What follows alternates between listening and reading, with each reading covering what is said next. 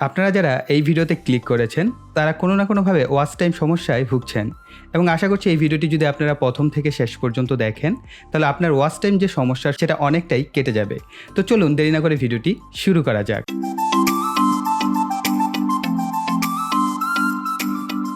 Recently আমি আমার EST programming YouTube চ্যানেলে গত 3 মাস যাবৎ 500 ঘন্টা করে ওয়াচ টাইম প্রতি মাসে পেয়ে আসছি। তাই ভাবলাম কিভাবে আমি এই ওয়াচ টাইম পাচ্ছি তার উপর টিপস এবং ট্রিক্স নিয়ে একটি ভিডিও শেয়ার করা যাক। এই ভিডিওতে আমি আপনাদের সাথে শেয়ার করব 5টি টিপস এবং এই 5টি টিপস যদি আপনি আপনার ইউটিউব চ্যানেলে অ্যাপ্লাই করেন তাহলে দেখতে পাবেন যে আপনার ইউটিউব চ্যানেলের যে গ্রোথ সেটা পূর্বের তুলনায় অনেক বেশি বেড়ে যাবে এবং আপনার ওয়াচ টাইমও যে আপনি কাঙ্ক্ষিত যে ওয়াচ টাইম অর্থাৎ 4000 ঘন্টা ওয়াচ টাইম সেটা খুব দ্রুতই আপনি পৌঁছে যাবেন সঠিক নিয়মে। সো নাম্বার 1 যে টিপসটা আমি শেয়ার করব সেটা হচ্ছে আপনি লঙ্গার ভিডিও তৈরি করবেন, অবশ্যই 10 মিনিটের উপরে। সো এটা কেন বললাম, এটার একটু ব্যাখ্যাটা আপনাদের সহজভাবে করে দিই। সেটা হচ্ছে যে ধরেন আপনি 5 থেকে 3 মিনিটের ভিডিও আপলোড করেন এবং আপনার যে অডিয়েন্স আছে সেখানে টোটাল 100 জন সাবস্ক্রাইবার আছে এবং 100 জন মানুষ আপনার ভিডিওগুলো দেখে। সে 100 জন মানুষ আপনার ভিডিও যদি 1 মিনিট করে দেখে তাহলে আপনার ভিডিওর ওয়াচ টাইম হচ্ছে কত? 100 মিনিট। যেহেতু আপনার 5 মিনিটের একটা ভিডিও 1 মিনিটের মতো তারা ওয়াচ করে, কিন্তু আপনি সেই ক্ষেত্রে যদি 10 মিনিটের উপরে ভিডিওটা তৈরি করেন তারা কিন্তু অ্যাটলিস্ট 2 মিনিট করে সেই ভিডিওটা দেখবে। সো তারা যদি 2 মিনিট করে দেখে তাহলে আপনার ওয়াচ টাইম বেড়ে হচ্ছে কত? 200 মিনিট, অর্থাৎ প্রায় ডাবলের কাছাকাছি আপনি ওয়াচ টাইম এখানে গেইন করার একটা পসিবিলিটিস থাকে। এবং এটা আমার কথা না, এবং ইউটিউবের যে কমিউনিটি আছে এবং সেখানে যারা অ্যানাউন্সমেন্ট করে সেই অ্যানাউন্সমেন্টের বিভিন্ন জায়গায় বলা হয়েছে যে 10 মিনিটের উপরের ভিডিওগুলো থেকে বেশি পরিমাণ ওয়াচ টাইম গেইন করা যায়। সো আপনারা সেই ক্ষেত্রে 10 মিনিটের ভিডিও তো অবশ্যই তৈরি করবেন, তবে এক্ষেত্রে কয়েকটা বিষয় মাথায় রাখবেন। 1 নাম্বার, আপনার চ্যানেলের যে নিশ বা ক্যাটাগরি সেই ক্যাটাগরি অনুযায়ী অবশ্যই সেই ভিডিওটা হতে হবে এবং ভিডিওটা খুবই গুরুত্বপূর্ণ করার চেষ্টা করবেন যাতে মানুষ আপনার এই ভিডিওটা 1 মিনিটও স্কিপ করে না যায় এবং যতটা পারেন ধরে রাখার চেষ্টা করবেন সাবস্ক্রাইবারদের আপনার ইউটিউব চ্যানেল, অর্থাৎ যেটাকে বলা হয় এঙ্গেজমেন্ট যত বাড়বে আপনার চ্যানেলের ওয়াচ টাইম, ভিউজ, সাবস্ক্রাইবার সব কিছুই কিন্তু ধীরে ধীরে বাড়তে থাকবে। নাম্বার 2 যে ট্রিক্সটা, এটা আমার খুবই ফেভারিট একটা ট্রিক্স এবং এটা আমি প্রায় অনেক বছর আগে থেকে অ্যাপ্লাই করে আসছি এবং এতে আমার অনেক বেশি উপকার হয়। সো আশা করছি এই টিপসটা আপনাদের যে ইউটিউব চ্যানেল আছে সেখানে যদি অ্যাপ্লাই করেন আপনাদের অনেক বেশি উপকার হবে। সেটা হচ্ছে প্লেলিস্ট ক্রিয়েট করা, অর্থাৎ আপনার যে ভিডিওগুলো আছে সেগুলোকে বিভিন্ন প্লেলিস্টে অ্যারেঞ্জ করে রাখেন। যেমন আপনার ভিডিও একটা ক্যাটাগরির উপর হতে পারে, যেমন আপনি ডান্সিং কোনো ভিডিও করেন সেখানে টিউটোরিয়াল কিছু ভিডিও করলেন সেটাকে একটা প্লেলিস্টে রাখলেন, বা আপনি 2016 সালে কোনো ডান্স করেছেন সেগুলোর জন্য আলাদা একটা প্লেলিস্ট করলেন, 17 সালের জন্য আলাদা একটা প্লেলিস্ট। সো এইভাবে কিন্তু আপনি বিভিন্ন ধরনের প্লেলিস্ট অ্যারেঞ্জ করতে পারেন এবং সেই প্লেলিস্টগুলোকেও কিন্তু এসইও করা যায়, আপনারা অনেকে হয়তো জানেন না। সো এটার উপর আমি সেপারেট একটা ভিডিও করবো ইনশাল্লাহ। সো তখন আপনারা বুঝতে পারবেন যে প্লেলিস্টও এসইও করা যায় কীভাবে, এবং খুব সিম্পল, খুব আহামরি কিছু না। তারপরে বলে দিচ্ছি, আপনারা জাস্ট ওই প্লেলিস্টটা যে ক্রিয়েট করবেন সেই প্লেলিস্টের নামেও বেশ ভালো কিছু কিওয়ার্ড ইউজ করার চেষ্টা করবেন এবং প্লেলিস্টের ডিসক্রিপশন অ্যাড করা যায় সেই ডিসক্রিপশনও চেষ্টা করবেন ভালো ভালো কিছু কিওয়ার্ড দিয়ে একটা ছোট্টখাট্টো একটা ডিসক্রিপশন লেখার, তাহলে আপনার প্লেলিস্টটাও এসি হবে। অনেক ক্ষেত্রে আপনারা দেখে থাকবেন আমরা ইউটিউবে যখন কোনো ভিডিও লিখে সার্চ করে থাকি সেই সার্চ র্যাঙ্কে অনেক সময় প্লেলিস্ট চলে আসে। সো প্লেলিস্ট যদি চলে আসে সেক্ষেত্রে কিন্তু আপনার ভিউ বাড়ার অনেক বেশি সম্ভাবনা থাকে, পাশাপাশি ওয়াচ টাইম তো অবশ্যই বাড়বে। ওয়াচ টাইম বাড়ার কারণটা বলে দিই, ধরেন আপনি step by step tutorial series করেছেন ক্লাস 1, ক্লাস 2, ক্লাস 3। সো কারো কাছে যদি আপনার প্লেলিস্টটা চলে যায় এবং সেখানে যদি 10টা ভিডিও থাকে সে কিন্তু কি করবে, 1 নাম্বার ক্লাস দেখার পর 2 নাম্বার, 3 নাম্বার, 4 নাম্বার ক্লাস দেখবে। সো এতে করে খুব দ্রুতই আপনার ইউটিউব চ্যানেলের যে ওয়াচ টাইম আছে সেটা খুব দ্রুত বেড়ে যাবে। সো অবশ্যই আপনারা যারা আমার এই ভিডিওটা এই পর্যন্ত দেখেছেন অবশ্যই আপনারা প্লেলিস্ট তৈরি করে সেই প্লেলিস্টে আপনারা ভিডিওগুলোকে অ্যারেঞ্জ করে রাখবেন খুব সুন্দরভাবে। এতে করে দেখবেন আপনার হয়তো সাথে সাথে এটার আউটপুট পাওয়া যাবে না, আউটপুটটা কিছুদিন দেরি হলো কিন্তু খুব ভালো একটা আপনারা উপকার পাবেন এ থেকে এবং খুব দ্রুত আপনার ওয়াচ টাইম বাড়ার পসিবিলিটিস থাকবে এই ক্ষেত্রে। সো 3 নাম্বার টিপস আমি আপনাদের সাথে শেয়ার করব। আপনি যে আপনার অডিয়েন্স আছে সেই অডিয়েন্সের ইন্টারেস্ট অনুযায়ী ভিডিও আপলোড করবেন, অর্থাৎ কীভাবে বুঝবেন আপনি যে আপনার অডিয়েন্সের ইন্টারেস্ট কী। ধরেন আপনি আপনার চ্যানেলে 10টা ভিডিও আপলোড করেছেন, সেই 10টা ভিডিওর মধ্যে একটা ভিডিওতে খুব বেশি ভিউ হয়েছে।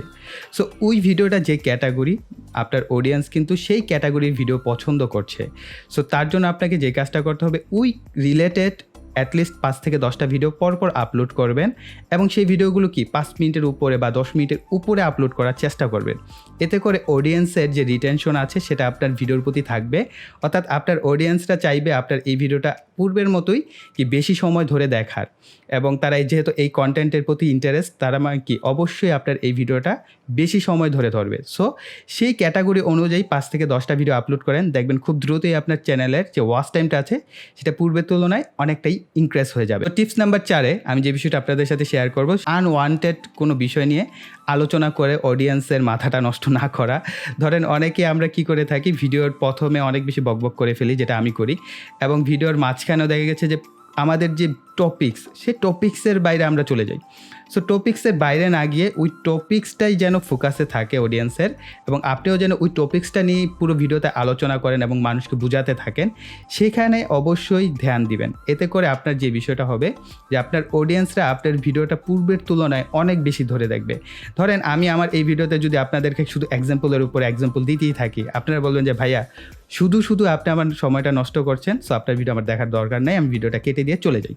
কারণ ভিউয়ার্সরা আপনার ভিডিও দেখে তাদের প্রয়োজনে, এবং তাদের প্রয়োজনীয় জিনিস যদি আপনার ভিডিওতে না পায়, তারা কেন বেশি সময় ধরে আপনার ভিডিওটা দেখবে? হবে যে চেষ্টা করবেন প্রথম 30 সেকেন্ড কিভাবে আপনার যে অডিয়েন্স আছে তাদেরকে ধরে রাখা যায়।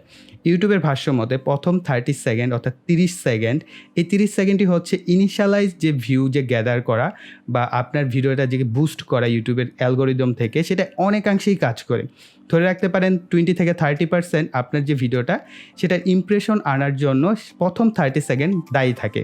সো আপনারা চেষ্টা করবেন যাতে প্রথম 30 সেকেন্ড বা 30 সেকেন্ড কীভাবে আপনার অডিয়েন্সকে ধরে রাখা যায়। সো এই জিনিসটা আপনাদের জন্য আশা করি খুবই বেশি উপকার আসবে। সো আপনারা অনেকে একটা কাজ করেন যে ভিডিওর প্রথমেই বলতে থাকেন, ভাই আমার চ্যানেল সাবস্ক্রাইব করেন, আমার এটা করেন, লাইক দেন, কমেন্ট করেন, শেয়ার করেন। সো এই কথাগুলো প্রথম 30 সেকেন্ডের মধ্যে না রেখে চেষ্টা করেন 30 সেকেন্ড পরে বা 30 সেকেন্ড পরে আপনার এই বিষয়গুলো শেয়ার করা, যে আপনারা আমার চ্যানেল সাবস্ক্রাইব করেন, লাইক করেন, শেয়ার করেন। এগুলো জাস্ট 30 সেকেন্ড যদি পরে বলেন, তাহলে আপনি আপনার যে অডিয়েন্সটা প্রথম 30 সেকেন্ডের জন্য ধরে রাখতে পারলেন। তারপরে হয় কি, যদি প্রথম 30 সেকেন্ড আপনি কোনো অডিয়েন্সকে ধরে রাখতে পারেন, তারা কিন্তু আপনার ভিডিওটা অ্যাটলিস্ট 1 থেকে 2 মিনিট দেখবেন। সো এই জিনিসটা যদি আপনারা করতে পারেন, আশা করছি আপনাদের ওয়াচ টাইম পূর্বের তুলনায় অনেক বেশি ইনক্রিজ হবে। সো 5 নাম্বার যে টিপসটি, এটা আমার পার্সোনালি খুব পছন্দের একটি টিপস, এবং এই টিপসটি আমি আমার প্রতিটা ভিডিওতে অ্যাপ্লাই করে থাকি, এবং আশা করছি আজকের পর থেকে আপনারা আপনাদের প্রতিটা ভিডিওতে এই টিপসটা অ্যাপ্লাই করবেন। সেটা হচ্ছে যে ভিডিও সাজেশন করা, অর্থাৎ একটা ভিডিওর মাঝে অন্যান্য ভিডিওগুলোকে সাজেশন করা। কিভাবে করতে পারেন?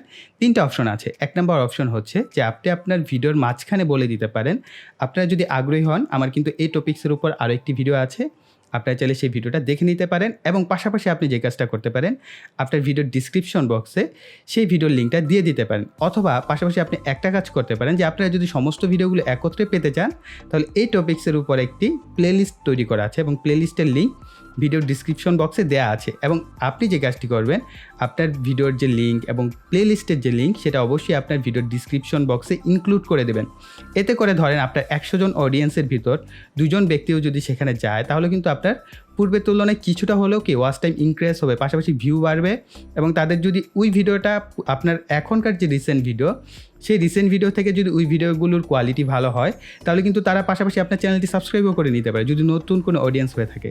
সো এটা অবশ্যই অ্যাপ্লাই করবেন। এবং 2 নাম্বার যে বিষয়টি হচ্ছে, সেটি হচ্ছে আপনার ভিডিওর একেবারে শেষে এন্ড স্ক্রিন অ্যাড করে দেবেন। এন্ড স্ক্রিন অ্যাড করার ফলে আপনি 2 পাশে 2টা ভিডিও দিতে পারেন, অথবা আপনার প্লেলিস্ট সাজেশন করতে পারেন, অথবা আপনার চ্যানেল সাবস্ক্রাইব অপশন সাজেশন করতে পারেন।